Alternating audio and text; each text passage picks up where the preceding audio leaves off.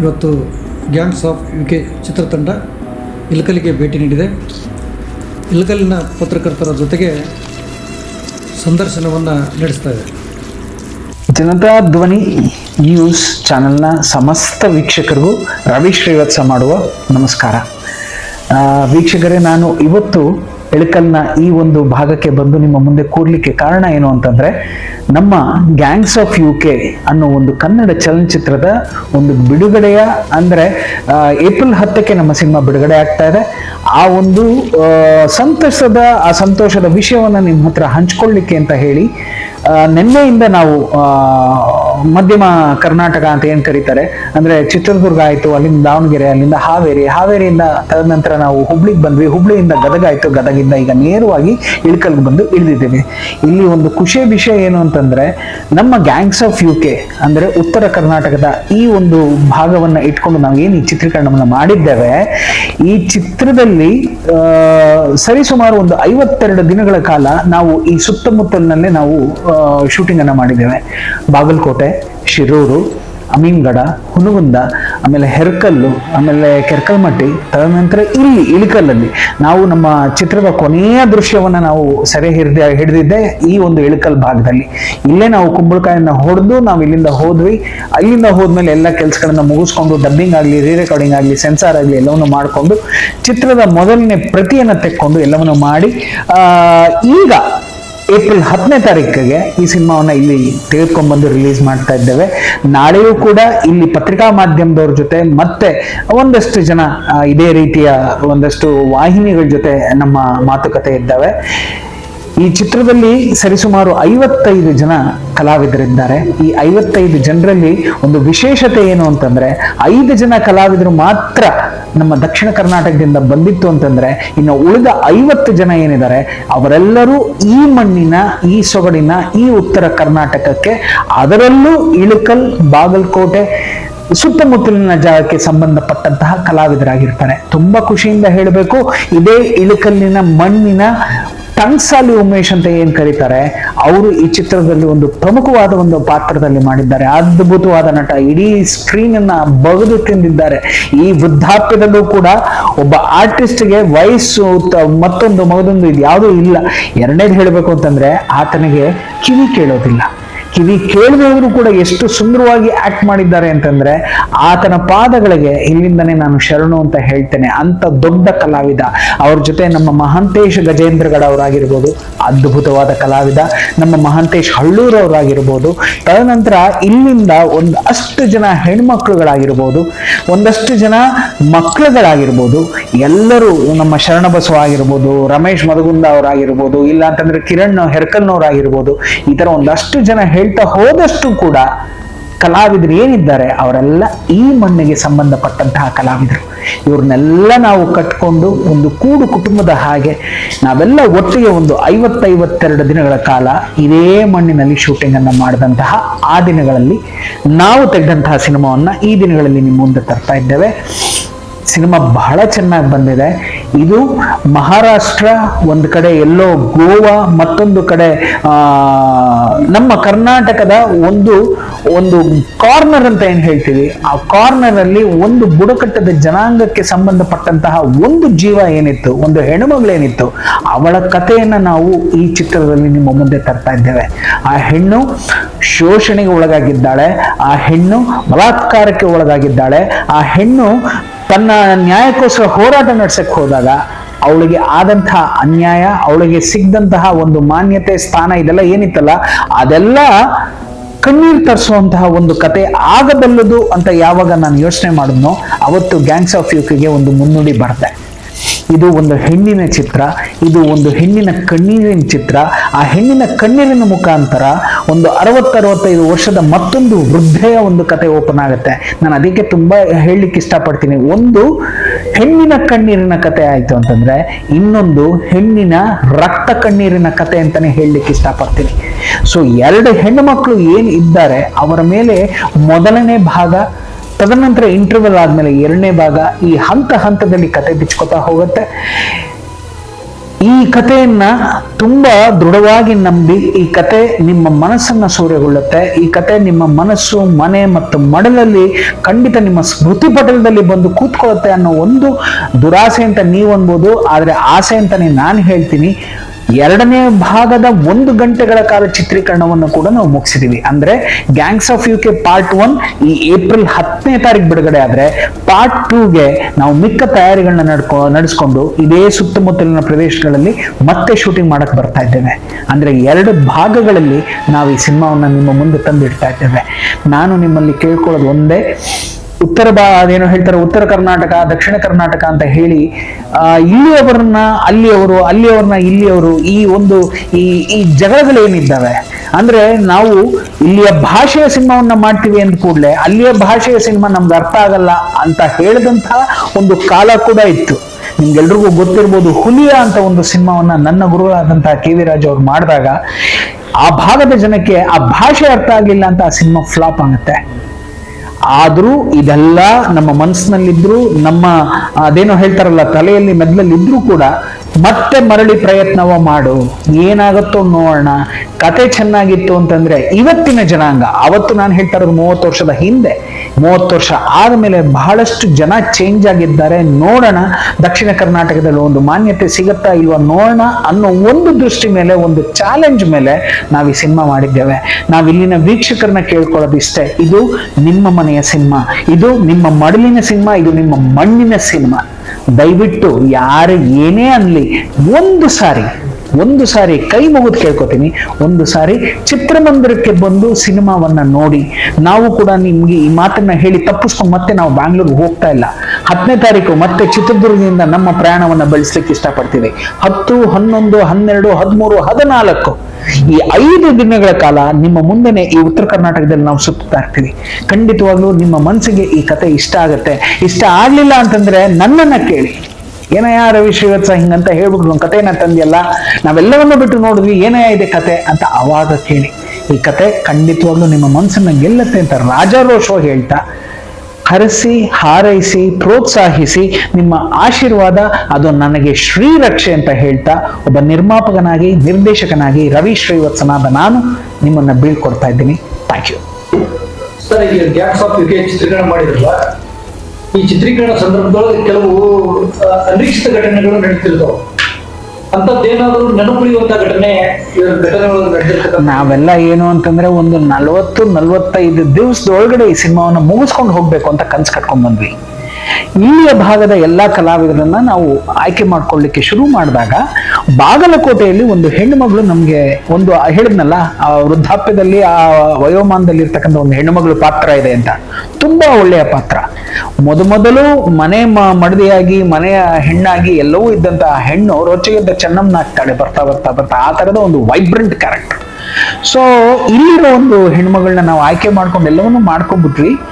ಆಕೆಯನ್ನ ತಂದು ನಾವು ಯಾವಾಗ ಕ್ಯಾಮ್ರಾ ಮುಂದೆ ನಿಲ್ಸಿದ್ವೋ, ನಮ್ಮಲ್ಲಿ ಏನಾಗುತ್ತೆ, ನಾಟಕ ಬೇರೆ, ರಂಗಮಂದಿರ ಬೇರೆ. ಆದ್ರೆ ಸಿನಿಮಾಲ್ ಏನಾಗುತ್ತೆ, ಓಡಾಡುವಿಕೆ ಮತ್ತೊಂದು ಡೈಲಾಗ್ ಡೆಲಿವರಿ, ಅದ್ರ ಜೊತೆ ಒಂದಷ್ಟು ಹಾವಭಾವಗಳು ಎಲ್ಲವೂ ಒಟ್ಟಿಗೆ ನಡಿಬೇಕು.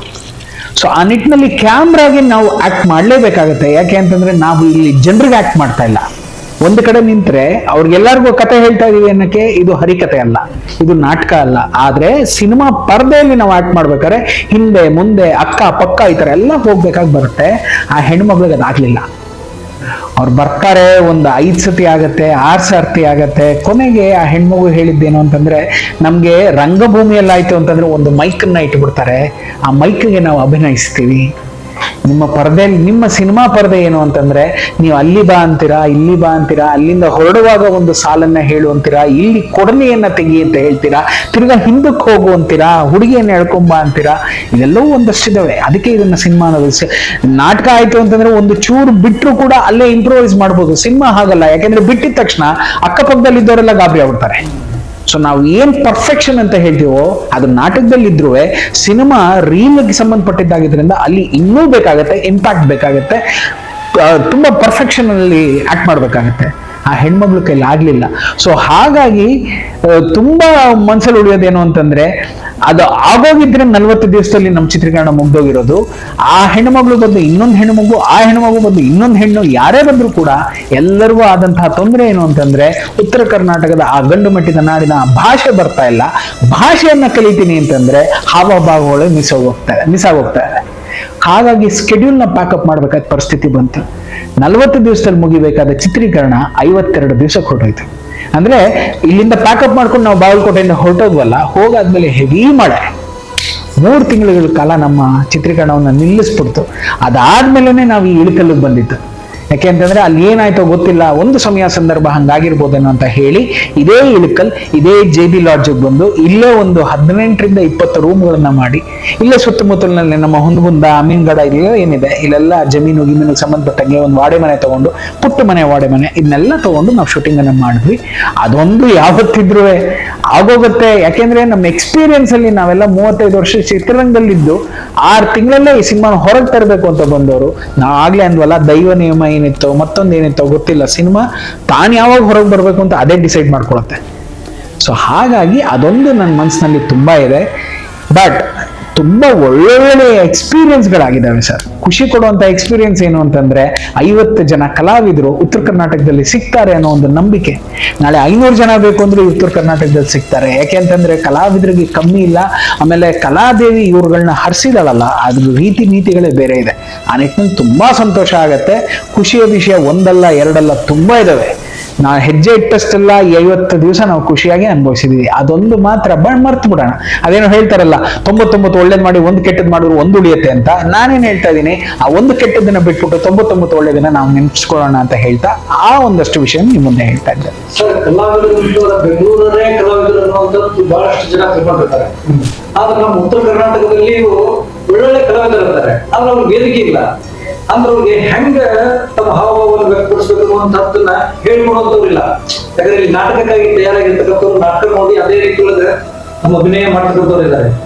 ಅಂತಹ ಸಂದರ್ಭದೊಳಗ ನೀವು ಇಲ್ಲಿ ಇರ್ತಕ್ಕಂಥ ಕಲಾವಿದರನ್ನ ನಿಮ್ಮ ಸಿನಿಮಾ ತಕ್ಕ ರೀತಿ ಒಳಗ ಆಯ್ಕೆ ಮಾಡ್ಬೇಕಾದ್ರೆ ನೀವು ತಗೊಂಡಿರ್ತಕ್ಕಂಥ ಸರ್, ನನಗೆ ಒಂದು ತುಂಬಾ ದೌರ್ಭಾಗ್ಯ ಏನು ಅಂದ್ರೆ, ಈ ಮಣ್ಣಲ್ಲಿ ಅತ್ಯುತ್ತಮವಾದಂತಹ ಒಬ್ಬ ನಿರ್ದೇಶಕ ಹೊರಗೆ ಬರಲಿಲ್ಲ. ಈ ಮಣ್ಣಲ್ಲಿ ಒಬ್ಬ ಅತ್ಯುತ್ತಮನಾದಂತಹ ಒಬ್ಬ ನಿರ್ಮಾಪಕ ಹೊರಗೆ ಬರಲಿಲ್ಲ. ಈ ಮಣ್ಣಲ್ಲಿ ತುಂಬಾನೇ ದೊಡ್ಡ ಮಟ್ಟಕ್ಕೆ ರೀಚ್ ಆಗುವಂತಹ ಒಬ್ಬ ಹೀರೋ ಕೂಡ ಬರಲಿಲ್ಲ. ಯಾಕೆ ಈ ಸಾಲದಕ್ಕೆ ನಾ ಹೇಳೋದೇನು ಅಂದ್ರೆ, ಈ ಉತ್ತರ ಕರ್ನಾಟಕದ ಮಣ್ಣಿದೆಯಲ್ಲ, ನೀವುಗಳೇ ನಿಜವಾಗ್ಲೂ ನಮ್ಮನ್ನ ಕಾಪಾಡ್ತಿರೋದು. ಅಲ್ಲಿಯ ಬೆಂಗಳೂರು ಸಿನಿಮಾಗಳಿಗೆ ನೀವು ಆಶ್ರಯದಾತರು, ನೀವು ಅನ್ನದಾತರು. ಇವತ್ತು ಕೂಡ ಕರ್ನಾಟಕದಲ್ಲಿ ಕನ್ನಡ ಉಳಿದಿದೆ ಅಂತಂದ್ರೆ ಅದು ನಮ್ಮ ಚಿತ್ರದುರ್ಗದಿಂದ ಆಚೆಗೆ ಹೊರತಾಗಿ ಆ ಕಡೆಗಲ್ಲ. ಆ ಕಡೆ ತುಂಬಾ ಕಾಸ್ಮ ಆಗೋಗ್ಬಿಟ್ಟಿದೆ. ಆ ಕಡೆ ತುಂಬಾ ಪ್ರತಿಯೊಬ್ಬ ಮನೆಯಲ್ಲೂ ಒಂದು 10 ಮನೆ ಓಪನ್ ಮಾಡ್ತು ಅಂತಂದ್ರೆ 8 ಮನೇಲಿ 8 ಭಾಷೆಯವರು ಇರ್ತಾರಲ್ಲಿ. ಇವತ್ತು ಹೊಟ್ಟದ್ದು ಮಿನಿ ಮುಂಬೈ ಆಗೋಗ್ಬಿಡ್ತು ಬ್ಯಾಂಗ್ಳೂರು. ಮೈಸೂರಿಗೆ ಹೋಯ್ತು ಅಂತಂದ್ರೆ ಆಗಿನ ಕಾಲದ ಬ್ಯಾಂಗ್ಳೂರ್ ಆಗೋಗಿದೆ. ಈ ತರದೆಲ್ಲ ಆಗೋಗಿರುವಾಗ ನಾನು ಹೇಳಿದ್ನಲ್ಲ, ಇಲ್ಲಿ ಬಂದಾಗ ನಮಗೆ ಒಂದು ಸ್ವಲ್ಪ ಆಕ್ಟ್ ಮಾಡಿದ್ರೆ ಸಾಕು ಅಂದಾಗ ನನಗೆ ಸಿಗ್ದಂತಹ ಕಲಾವಿದ ಟಂಸಾಲಿ ಉಮೇಶ್. ಏನ್ ಅಭಿನಯ ಮಾಡ್ತಾನ ಮನುಷ್ಯ ಅಂತಂದ್ರೆ, ಆ ಯಪ್ಪಂಗ್ ಆಗ್ಲೇ ಹೇಳಿದ್ನಲ್ಲ, ಆತನ ಪಾದಾರವಿಂದಗಳಿಗೆ ಕೋಟಿ ಶರಣು ಅಂತ. ಇಷ್ಟಾಗಿ ಆತನಿಗೆ ಕಿವಿ ಕೇಳಲ್ಲ. ಹಾವಭಾವಗಳಲ್ಲಿ ಅಭಿನಯಿಸಿ ತೋರಿಸಿದ್ರೆ ಅದನ್ನ ಗ್ರಾಸ್ ಮಾಡ್ಕೊಂಡು, ಈಗ ಈ ಹೆಣ್ಮಗು ಬಗ್ಗೆ ನಾನು ಹೇಳಿದೆ, ಅದೇ ವಯಸ್ಸಿನಲ್ಲಿ ಇರುವಂತಹ ಅದೇ ವಯೋಮಾನದಲ್ಲಿ ಇರ್ತಕ್ಕಂತಹ ಟಂಸಾಲಿ ಉಮೇಶ್ನ ನಾವು ಹೊಗಳ್ತಾ ಇದೀವಿ ಅಂತಂದ್ರೆ ರೀಸನ್ ಇಷ್ಟೇ, ಅವ್ರು ಬೇಗ ಅಡಾಪ್ಟ್ ಆಗ್ಬಿಟ್ರು. ಇಷ್ಟು ಗುಲ್ಗಂಜಿ ಗಾತ್ರದ್ದು ಹೇಳ್ಕೊಟ್ರೆ ಅವ್ರು ಅಷ್ಟು ಮಾಡೋರು. ಸೊ ನಮ್ಮ ಗಜೇಂದ್ರಗಡ ಅವರಾಗಿರ್ಬೋದು, ಎಲ್ಲರೂ ನಾವು ಏನೆಲ್ಲ ಹೇಳ್ಕೊಡ್ತಾ ಇದ್ವೋ ಅದನ್ನ ಗ್ರಾಸ್ಪ್ ಮಾಡಿ ತುಂಬಾ ಚೆನ್ನಾಗಿ ಮಾಡ್ತಾ ಇದ್ರಿಂದ ನಮ್ಗೆ ಆ ನೋವು ಗೊತ್ತಾಗ್ಲಿಲ್ಲ. ಆಮೇಲೆ ಏನು ಅಂತಂದ್ರೆ, ಈಗಿನವರು ಕೂಡ ಅಷ್ಟೇ, ಎಲ್ಲೋ ಒಂದ್ ಕಡೆ ನಾವು ರಂಗಭೂಮಿಯವರು ಅಂತ ಹೇಳಿ ರಂಗಭೂಮಿಯಿಂದ ಹೊರಗೆ ಬರ್ದೆ, ನಾವೆಲ್ಲ ಇಷ್ಟರಲ್ಲೇ ಇದೀವಿ, ನಾವು ಉತ್ತರ ಕರ್ನಾಟಕದಿಂದ ಹೊರಗೆ ಬರಲ್ಲ ಅಂತ ಹೇಳಿ ಅದು ಬರ್ದೆ. ಕೆಲವ್ರು ಬರ್ತಾರೆ, ಹಣೆ ಬರದಲ್ಲಿ ಎಲ್ಲವೂ ನಮ್ಗೆ ಒಳ್ಳೇದಾಗತ್ತೆ ಅಂತ ಹೇಳಕ್ ಆಗಲ್ಲ ಸರ್. ಯಾರೋ ಈ ಪಾಪ ನಂಬಿ ಬಂದವರು ಇದ್ದಾರೆ. ಇದ್ರಲ್ಲಿ ನಮ್ದ್ರಲ್ಲಿ ಒಬ್ಬ ಶರಣಬಸವ ಅಂತ ಮಾಡಿದ್ದ, ಆ ಹುಡುಗ ಚಿನ್ನದಂತ ಹುಡುಗ ಏನನ್ನೋ ನಂಬಿ ಇದ್ದಕ್ಕಿದ್ದಾಗೆ ಇಲ್ಲಿ ಬಿಟ್ಬಿಟ್ಟು ಬೆಂಗಳೂರಿಗೆ ಬಂದ್ಬಿಟ್ಟಿದ್ದಾನೆ ರಾತ್ರಿ. ಏನು ಅಂತಂದ್ರೆ, ನಾನು ಕಲಾವಿದ ಆಗ್ಬೇಕು, ನಿಮ್ ಪಿಕ್ಚರ್ ಮಾಡಿದೀನಲ್ಲ ಸರ್. ಎಲ್ರಿಗೂ ಆತರ ಸಿಗೋದಿಲ್ಲ. ಯಾರೋ ನಾವೀಗೆಲ್ಲ ಹುಡ್ಕೊಂಡ್ಬಂದು ಈ ಸಿನಿಮಾವನ್ನ ಮಾಡ್ಲಾಗಿ ಬೇರೆಯವರು ಬರ್ತಾರೆ ಅನ್ನೋ ಗ್ಯಾರಂಟಿ ಏನು? ಇಲ್ಲಿಯ ಮುಗ್ಧತೆಯನ್ನ ಅಲ್ಲಿ ಹಾಳು ಮಾಡೋರು ತುಂಬಾ ಜಾಸ್ತಿ ಇರ್ತಾರೆ. ಹಾಗಾಗಿ ಪ್ರಯತ್ನ ಪಡೋದಲ್ಲದೆ ಪರಿಪಕ್ವವಾಗಿ ಎಲ್ಲವನ್ನೂ ಸರಿ ಮಾಡಿಸ್ಕೊಂಡು ಇರ್ತಾರೆ ಯಾರೋ ಒಂದಷ್ಟು ಜನ ನಿರ್ದೇಶಕರು. ನಂಗೆ ಟಂಗ್ಸಾಲಿ ಉಮೇಶ ಮೊದಲನೇ ಕ್ಷಣ ಅವ್ರನ್ನ ನೋಡಿದಾಗ ಅವ್ರು ಹೇಳಿದ್ದಂದೆ, ನಿಮ್ ತರ ಸಹಸ್ರಾರು ಜನ ಬಂದು ಹೊಟ್ಟೋದ್ರಿ, ಯಾರು ಅವ್ರ ಮಾತು ಉಳಿಸ್ಕೊಳ್ಳಿಲ್ರಿ, ನೀವು ಅವ್ರನ್ನಾಗ ಒಬ್ರು ಹೋಗ್ರಿ ಅಂದ್ಬಿಟ್ರು. ಅಲ್ಲಿ ಜಿದ್ದು ಹಿಡಿದ್ವಿ, ಅಲ್ಲಿ ನಾವು ಪಣ ತೊಟ್ವಿ, ಅಲ್ಲಿ ನಾವು ಜಿದ್ದು ಬಿದ್ದು ಈ ಮನುಷ್ಯನ ಕೈಲಿ ನಾವು ಮಾಡಿಸ್ಬೇಕು. ಯಾಕೆಂತಂದ್ರೆ ಯಾರಲ್ಲಿ ಕಣ್ಣೀರಿರುತ್ತೋ, ಯಾರಲ್ಲಿ ನೋವಿರುತ್ತೋ ಅವನೇ ಹೊರಗೆ ಬಂದು ಬೆಂಕಿ ಉಳಕ್ ಸಾಧ್ಯ. ಇವತ್ತು ಉಗ್ಲಿದ್ದಾರೆ, ಇಡೀ ಪರ್ದೆ ಬಗ್ಗ ಉರಿಯೋ ಮಟ್ಟಕ್ಕೆ ಅವ್ರು ಆಕ್ಟ್ ಮಾಡಿದ್ದಾರೆ. ಸೊ ಆ ರೀತಿ ಎಲ್ಲರೂ ಅಷ್ಟೇ. ಆ ನಿಟ್ಟಿನಲ್ಲಿ ನಾವು ಮಾಡಿಸ್ಕೋಬೇಕು ಅಂತ ಏನಿಲ್ಲ ಸರ್. ನಾನು ಅದೇ ಹೇಳಿದ್ನಲ್ಲ, ಸಿನಿಮಾ ತಾನಾಗ್ತಾನೆ ಎಲ್ಲ ಮಾಡಿಸ್ಕೊಳುತ್ತೆ. ನಮ್ಮ ಗ್ಯಾಂಗ್ಸ್ ಆಫ್ ಯುಕೆಗೆ ಟಂಗ್ಸಾಲಿ ಉಮೇಶ್ ಬೇಕಾಗಿತ್ತು, ನಮ್ಮ ಗ್ಯಾಂಗ್ಸ್ ಆಫ್ ಯುಕೆಗೆ ಗಜೇಂದ್ರಗಡ ಬೇಕಾಗಿತ್ತು, ಹಳ್ಳೂರು ಅವ್ರು ಬೇಕಾಗಿತ್ತು, ಇಲ್ಲಿಯವರ ಒಂದು 50 ಜನರು ಒಂದು ಆಶೀರ್ವಾದ ನಮ್ಮ ಸಿನಿಮಾಗೆ ಬೇಕಿತ್ತು, ಅದು ಪಡ್ಕೊಂತಷ್ಟೇ. ಡೆಡ್ಲಿ ಸೋಮ ಮಾದೇಶ ಸಿನಿಮಾ ಮಾಡಿದ್ರಿ ಸರ್, ಅದಕ್ಕಿಂತ ಇದು ಹೆಂಗ್ ಭಿನ್ನ ಆಗುತ್ತೆ ಸರ್? ಡೆಡ್ಲಿ ಸೋಮ ಏನು ಅಂತಂದ್ರೆ ಅದು ಕೂಡ ನೈಜ ಘಟನೆ ಆಧಾರಿತ ಚಿತ್ರ. ಅಲ್ಲಿ ಒಬ್ಬ ಸೋಮ ಅನ್ನೋನೊಬ್ಬ ರೌಡಿ ಇದ್ದ. ನನಗೆ ಸೋಮ ಮತ್ತೆ ಇದನ್ನ ನಾನು ಒಂದು ನಾಣ್ಯದ ಎರಡು ಮುಖ ಅಂತ ಹೇಳಲಿಕ್ಕೆ ಇಷ್ಟಪಡ್ತೀನಿ. ಸೋಮನ್ ವಿಷಯದಲ್ಲಿ ಏನಾಗಿತ್ತು ಅಂತಂದ್ರೆ, ಅವನಿಗೆ ಒಬ್ಬ ತಂದೆ ವಿಷಯಕ್ಕೋಸ್ಕರ ಮೊದಲನೇ ಕ್ರೈಮ್ ಅನ್ನ ಕಮಿಟ್ ಮಾಡ್ತಾನೆ. ತದನಂತರ ಅವನು ಹೋರಾಟಗಳೆಲ್ಲ ನಡೆಸೋದು ಸ್ನೇಹಿತರಿಗೋಸ್ಕರ. ಯಾರೋ ಸ್ನೇಹಿತಂಗೆ ಹೊಡೆದ್ನ ನಾನು ಹೋಗಿ ಹೊಡಿತೀನಿ, ಯಾರೋ ಇದು ಮಾಡಿದ್ನ ಅದು ಹೋಗ್ತೀನಿ. ಇದು ಈ ಭಾಗಕ್ಕೆ ಬಂದ್ರೆ, ಈ ಗ್ಯಾಂಗ್ಸ್ ಆಫ್ ಯುಕೆಲ್ ಬಂತು ಅಂತಂದ್ರೆ, ಯಾವುದೋ ಒಂದು ಹೆಣ್ಣಿಗೆ ತನ್ನ ಹೆಗಲನ್ನ ಕೊಡ್ತೀನಿ ಅಂತ ಬಂದಂತಹ ಒಬ್ಬ ಗಂಡಿಗೆ ಇನ್ನೊಬ್ಬ ಗಂಡಸು, ಅವನು ಇನ್ನೊಬ್ಬ ಮಾವ, ಅವನಿಗೊಬ್ಬ ಚಿಕ್ಕಪ್ಪ, ಅವನಿಗೆ ತಮ್ಮ, ಅವನಿಗೊಬ್ಬ ಅಣ್ಣ, ಈ ತರ ಎಲ್ರು ಕನೆಕ್ಟ್ ಆಗ್ತಾ ಹೋದ್ರಲ್ಲ, ಅದು ನನಗೆ ತುಂಬಾ ಇಷ್ಟ ಆಯ್ತು. ಯಾವಾಗ್ಲೂ ಅಷ್ಟೇ, ಒಬ್ಬನಿಗೆ ಒಬ್ಬ ನಿಂತ್ಕೋಬೇಕು, ಒಬ್ಬನಿಗೆ ಒಬ್ಬ ಆತ್ಕೋಬೇಕು, ಒಬ್ಬನೊಬ್ಬ ಅಪ್ಕೊಂಡು ಅವನನ್ನ ಕರ್ಕೊಂಡು ಹೋಗ್ಬೇಕು. ಎಲ್ರೂ ಇಲ್ಲಿ ಖುಷಿಯಾಗಿದ್ದಾರೆ ಅನ್ನೋ ಪ್ರಪಂಚ ಅಲ್ಲ. ಕಣ್ಣಲ್ಲಿ ನೀರು ಹಾಕ್ತಾರೋರು 1000 ಜನ ಇದ್ದಾರೆ. ಕೈ ಕೊಡೋನಿದಾನಲ್ಲ ಅವನು ಮುಖ್ಯ. ಆ ರೀತಿಯಲ್ಲಿ 55 ಪಾತ್ರಗಳಲ್ಲಿ 3-4 ಪಾತ್ರ ಬಿಟ್ರೆ ಉಳಿದಂತ 50 ಜನ ಅಪ್ಕೊಳಕ್ ಬರ್ತಾರೆ, ಆತ್ಕೊಳಕ್ ಬರ್ತಾರೆ, ಕೈ ಕೊಡೋಕ್ ಬರ್ತಾರೆ. ಆದ್ರೆ ಕೊಡುವಂತಹ ಕೈಗಳನ್ನ ಇನ್ಯಾರೋ ಎದುರುಗಡೆ ಇರೋರು ಕತ್ತರಿಸ್ತಾರೆ. ಜಿದ್ದು ಅದು ನಿರಂತರವಾಗಿ ಹೋಗ್ತಾನೆ ಇರುತ್ತೆ ಅಂತ ಹೇಳಲಿಕ್ಕೆ ಇಷ್ಟಪಡ್ತೀವಿ. ಇದು ಮನುಷ್ಯತ್ವ, ಇದು ಪ್ರಪಂಚ. ಜಿದ್ದು ಹೋಗ್ತಾನೆ ಇರುತ್ತೆ. ನಮ್ಗೆ ಹಿಂಗ ಅನ್ಬಿಟ್ನಾ, ನಮ್ಗೆ ಹಿಂಗ್ ಮಾಡ್ಬಿಟ್ನಾ, ನಮ್ಗೆ ಹಿಂಗ ಹೊಡೆದ್ಬಿಟ್ನಾ. ನೀವ್ ಒಬ್ಬ ನೋಡಿದೆ, ನಾಳೆ ನಾವು 10 ಜನ ನೋಡ್ತೀವಿ. ಇದಿದ್ದೇ ಇದೆ. ಇದು ಗಾಂಧಿ ಅವಾಗ ಹೊಡೆದಾಗ ತಡ್ಕೊಂಡಿದ್ದಂತಹ ಜನಾಂಗ ಆ ಒಂದು ಟೈಮ್ ಹೊರಡೋಯ್ತು. ನೀನ್ ಇಲ್ಲಿ ಹೊಡೆದಿದ್ದ ಶಬ್ದಕ್ಕೆ, ನಾವದೇ ಹೇಳ್ತಾ ಇದ್ರು ನಮ್ಮ ಗುರುಗಳು, ಇಲ್ಲಿ ಹೊಡೆದಿದ್ದ ಶಬ್ದ ಮುಗಿಯೋದ್ರಾಗ ಇನ್ನು ಏಟ್ ಹೊಡಿತೀವಿ ನಾವೀಗ. ಆ ಹೊಡೆದಾಗ ಎದುರುಗಡೆಗೆ ಇರೊಂದು ಪ್ರಾಣ ಹೋಗ್ಬೋದು, ಮತ್ತೊಂದು ಹೋಗ್ಬೋದು, ಮಗದೊಂದು ಹೋಗ್ಬೋದು. ಆ ನಿಟ್ಟಿನಲ್ಲಿ ಸೋಮನಲ್ಲಿ ನನಗೆ ಆ ತರ ಸಿಕ್ಕಿದ್ರೆ, ಇದು ಮಾದೇಶ ಮಾಡಿದಾಗ ಬಿಡಿ, Madesha is totally criminal minded hero character. ಅದು ನಾನು ಬಂದೆ, ನನ್ನನ್ನು ನೀವು ಸ್ವೀಕರಿಸಲಿಲ್ಲ, ನಿಮ್ಮನ್ನು ಹೊಡೆದ್ಬಿಟ್ಟು ನಾನು ಹೋಗ್ತೀನಿ ಅಂತ ನಾವು. ಅದರಲ್ಲಿ ನ್ಯಾಯ ನೀತಿ ಧರ್ಮಗಳನ್ನೆಲ್ಲ ಏನೂ ಇಟ್ಟಿಲ್ಲ. ಆದ್ರೆ ಎರಡಿದೆಯಲ್ಲ, ಸೋಮ ಆಗಿರ್ಬೋದು, ಗ್ಯಾಂಗ್ಸ್ ಆಫ್ ಯುಕೆ ಆಗಿರ್ಬೋದು, ಇದೆರಡು ಎಮೋಷನ್ಸ್ ಮತ್ತೆ ಸಂಬಂಧಗಳ ಮೇಲೆ ಆಡೋ ಆಟ. ಒಂದು ಪಟ್ಟು ಡೆಡ್ಲಿ ಸೋಮಾಗಿಂತ ಗ್ಯಾಂಗ್ಸ್ ಆಫ್ ಯುಕೆಯಲ್ಲಿ ಅದು ಜಾಸ್ತಿ ಇರುತ್ತೆ, ಜಾಸ್ತಿ ಹರಿಯುತ್ತೆ. ನಾ ಹೇಳ್ತೀನಿ, ರಕ್ತ ನಿರಂತರ ಹೋಗ್ತಾ ಇರುತ್ತೆ. ಅದಕ್ಕೆ ಅಂಟ್ಕೊಂಡವರೆಲ್ಲ ಬಂದು ಹೋಗ್ತಾ ಇರ್ತಾರೆ ಅಷ್ಟೇ. ಏನಿಲ್ಲ ಸರ್, ನಾನ್ ಕೇಳ್ಕೊಳ್ಳೋದಿಷ್ಟೇ, ಹೆಣ್ಣು ನೋವಾಯ್ತು, ಇಲ್ಲ ಹೆಣ್ಣು ತನಗೇನೋ ಒಂದು ಮೋಸ ಮಾಡಿದ್ರು, ಹೆಣ್ಣು ತನಗೆ ಸಮಾಜದಲ್ಲಿ ಏನೋ ಒಂದು ಆಯ್ತು ಅಂತ ಹೇಳಿ 4 ಗೋಡೆ ಒಳಗಡೆ ಕೂತ್ಕೊಳ್ಳೋದು ತಪ್ಪು ಅಂತ ನಾನು ಹೇಳ್ತೇನೆ.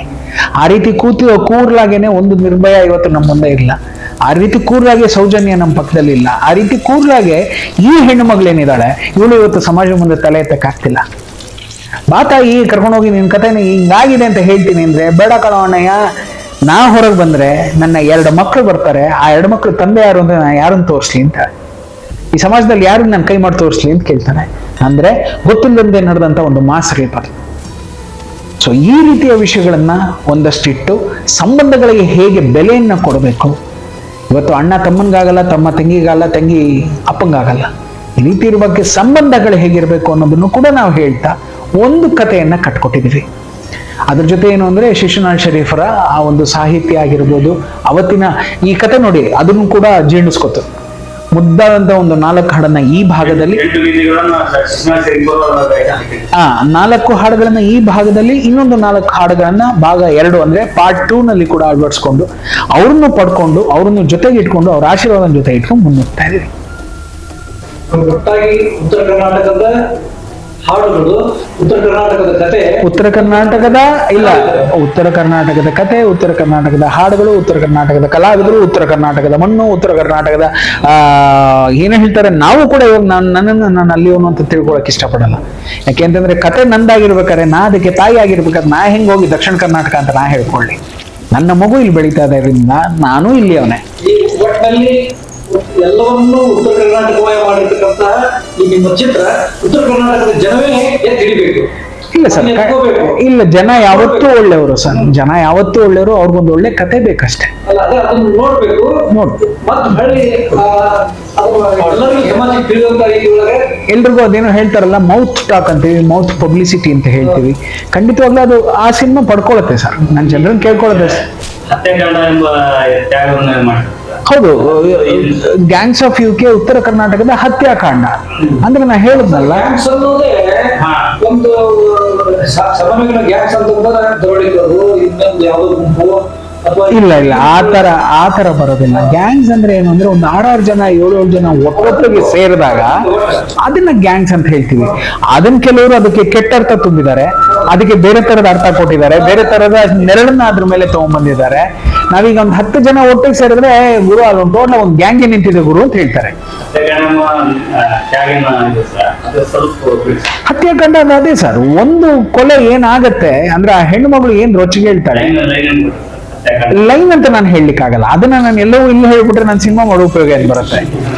ಒಂದು ಕೊಲೆ ಅಂತ ಏನ್ ಶುರು ಆಗತ್ತೆ, ಆ ಕೊಲೆಯಿಂದ ಬಿಚ್ಕೊಳ್ಳುವಂತಹ ಹಿಂದಿನ ಕಥೆಯಲ್ಲಿ ಬಿಚ್ಕೊಳ್ಳುವಂತ ಒಂದಷ್ಟು ಕಥೆಗಳನ್ನ ಬಿಚ್ತಾ ಹೋಗ್ತೀವಿ.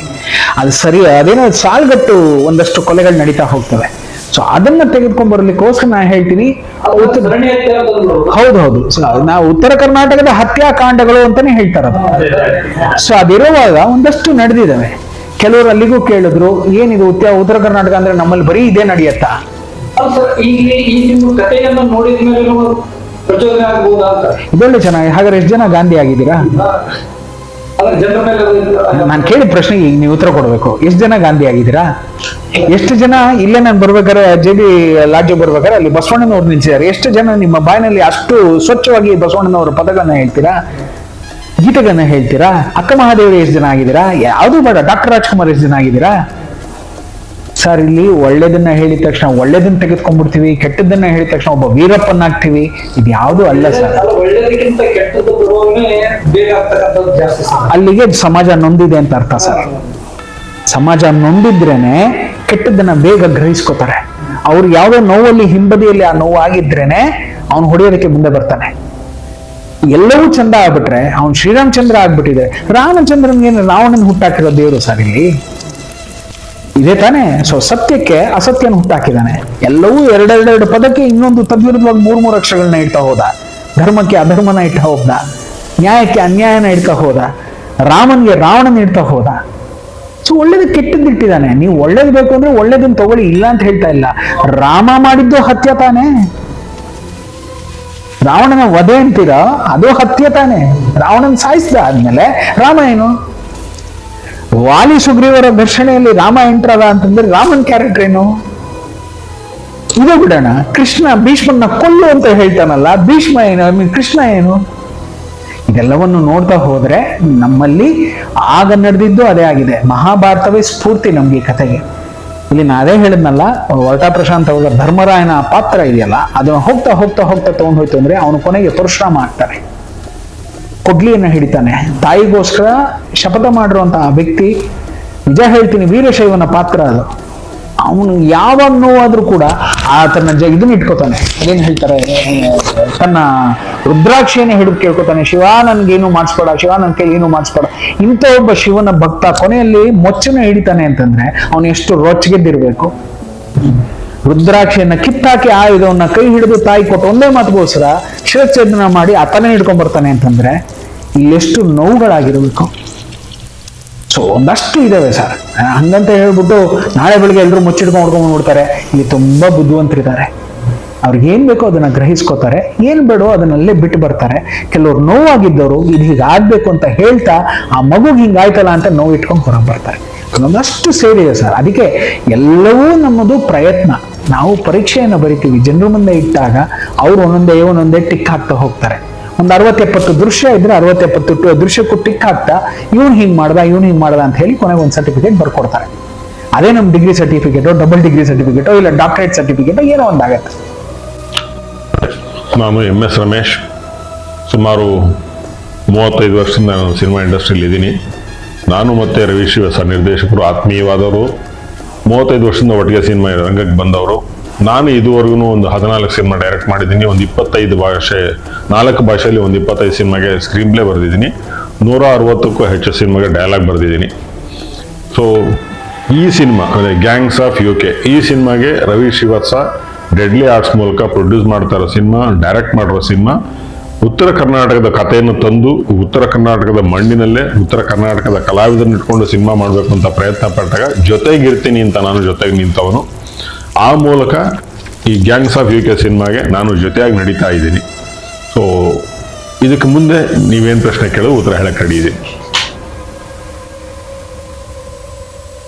ಸರ್, ಈ ಗ್ಯಾಂಗ್ಸ್ ಆಫ್ UK ಇದೆಲ್ಲ ಈ ಚಿತ್ರಕ್ಕೆ ಸಂಭಾಷಣೆಯನ್ನು ಬರಿಬೇಕಾದಂತ ಸಂದರ್ಭ ಯಾವ ರೀತಿ ನೀವು ಆಲೋಚನೆ ಮಾಡ್ತೀರಿ ಸರ್? ಒಂದು ಸಿನಿಮಾ ಸಂಭಾಷಣೆ ಆಗೋದು ಹೇಗೆ ಅಂತಂದ್ರೆ, ಕತೆ ಎಲ್ಲಿ ಹುಟ್ಕೊಂಡಿದ್ದು, ಮುಖ್ಯವಾಗಿ ಪಾತ್ರಗಳು ಹೇಗಿರ್ತವೆ, ಕಲಾವಿದರು ಯಾರು, ಈ ಮೂರನ್ನು ನಾವು ತೋರಿಸ್ತೀವಿ. ಇಲ್ಲಿ ಮುಖ್ಯವಾದದ್ದೇನಪ್ಪ ಅಂದ್ರೆ, ಕತೆ ಹುಟ್ಕೊಂಡಿರೋದು ಉತ್ತರ ಕರ್ನಾಟಕದ ಮಣ್ಣಲ್ಲಿ, ಕಲಾವಿದರು ಕೂಡ ಇಲ್ಲಿಯವರೇ ಸುಮಾರು 56 ಜನ ಕಲಾವಿದರು ಇರೋದ್ರಲ್ಲಿ 45ರಿಂದ ಒಂದು 50 ಜನ ಕಲಾವಿದರು ಉತ್ತರ ಕರ್ನಾಟಕದವರೇ ಆಗಿರ್ತಾರೆ.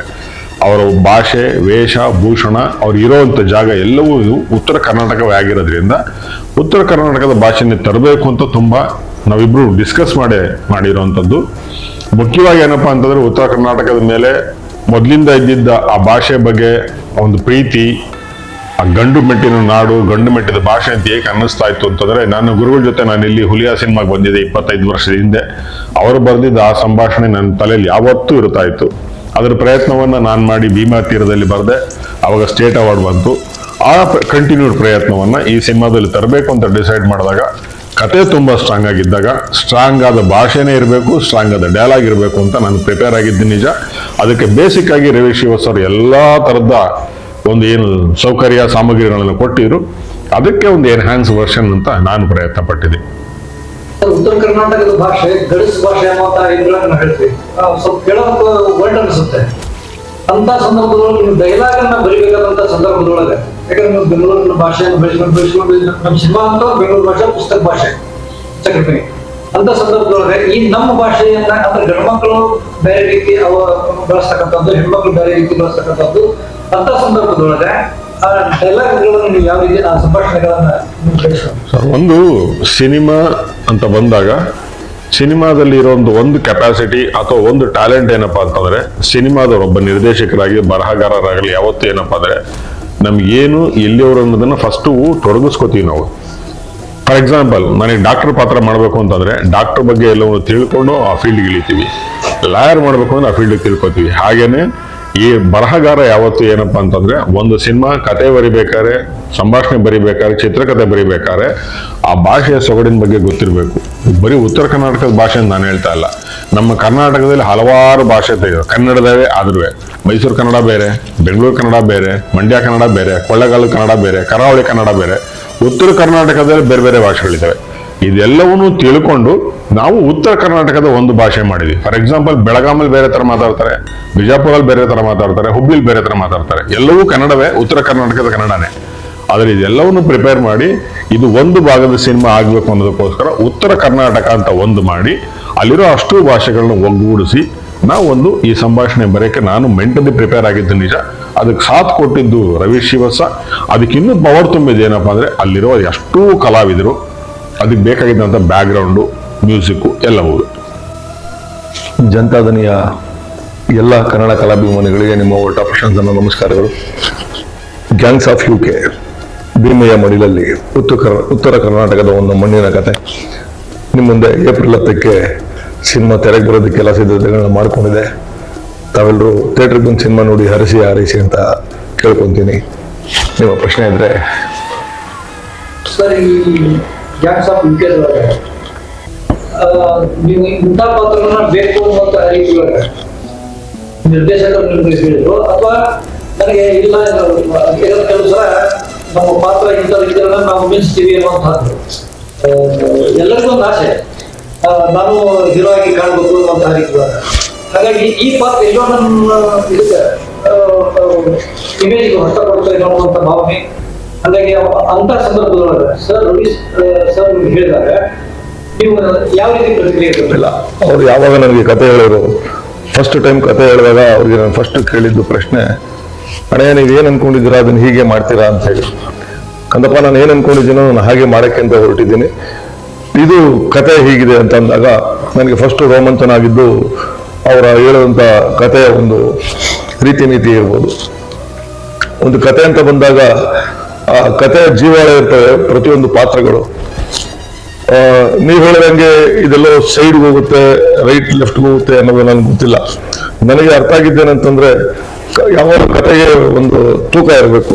ಕಥೆಯಲ್ಲಿ ತೂಕ ಇದೆ ಅಂತ ನನಗೆ ಅನಿಸ್ತು. ನನ್ನ ಪಾತ್ರ ಏನಿದೆ ಆ ಪಾತ್ರಕ್ಕೆ ಒಂದು ತೂಕ ಇದೆ ಅಂತ ಅನಿಸ್ತು ನನಗೆ. ಫಸ್ಟ್ ಟೈಮು ನನ್ನ ಅವ್ರ ಜೊತೆ ವರ್ಕ್ ಮಾಡಿರುವಂತ ಸಿನಿಮಾ ಇದು.